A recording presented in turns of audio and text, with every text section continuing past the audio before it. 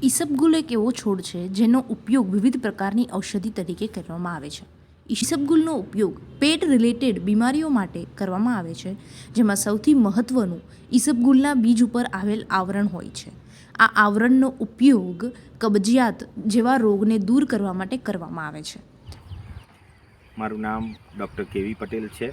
હું સંશોધન વૈજ્ઞાનિક અને વડા તરીકે ઔષધિ અને સુગંધિત વનસ્પતિ સંશોધન કેન્દ્ર આણંદ કૃષિ યુનિવર્સિટી આણંદ ખાતે કામ કરું છું. આજે આપણે વાત કરીશું ઈસબગુલ પાકની. ઈસબગુલને સામાન્ય રીતે ઘોડાજીરું તરીકે પણ ઓળખવામાં આવે છે. આ પાકનું વાવેતર સામાન્ય રીતે ઔષધિ પાકોમાં જેટલા પણ પાક છે એમાં સૌથી મહત્ત્વના પાક તરીકે આને લેવામાં આવે છે અને એનું સૌથી વધુ વાવેતર પણ થાય છે. ભારતની અંદર જો આપણે વાત કરીએ તો ઈસબગુલના પાકનું વાવેતર ગુજરાત, મધ્યપ્રદેશ, રાજસ્થાન, હરિયાણા, ઉત્તર પ્રદેશના કેટલા ભાગની અંદર પણ એનું વાવેતર ચાલુ થયેલ છે.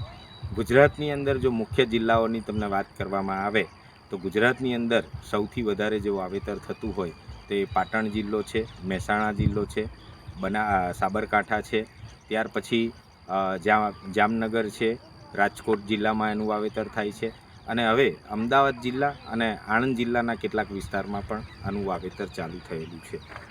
આ પાકની જો ઉપયોગિતાની વાત કરીએ તો સામાન્ય રીતે આ પાકની અંદર આવેલી ભૂસી એ સૌથી મહત્ત્વનો ભાગ છે કે જે બીજની ઉપર એક આવરણ આવેલું છે અને એ આવરણને આપણે છૂટું પાડી અને એને કબજિયાત જેવા રોગોની સામે એની ઉપયોગિતામાં લેવામાં આવે છે અને એને છૂટું પાડવા માટે ભૌતિક પ્રક્રિયાના ભાગરૂપે એની અંદરથી ભૂસીને છૂટી પાડવામાં આવે છે અને એના કેટલાક યુનિટ પણ છે. હવે જો હું તમને વાત કરું તો અમીબા અને કેટલાક જીવાણુને લીધે થતા કાયમી મરડાના સોલ્યુશન માટે પણ ઉપયોગી કરવામાં આવે છે.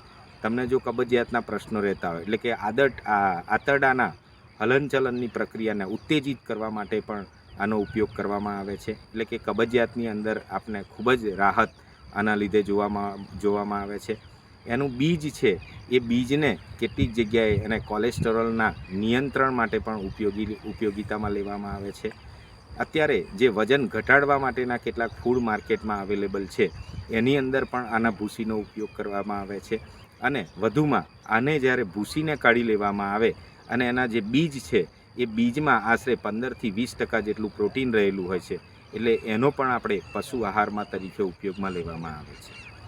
એટલે આમ ઉપયોગિતાની દ્રષ્ટિએ જોઈએ તો ઔષધની રીતે એના બીજનો જે ઉપયોગ છે એ બીજની સાથે સાથે બીજની ભૂસી કાઢી લીધા પછી એના જે સામાન્ય બીજ છે એનો પણ ઉપયોગ લેવામાં આવે છે અને આખા પ્લાન્ટને કાપી અને કાપ્યા બાદ જે બીજને સેપરેટ કર્યા પછી એનું જે વધેલો ભાગ છે એ વધેલા ભાગને પણ પશુ આહારના તરીકે ઉપયોગમાં લેવામાં આવે છે.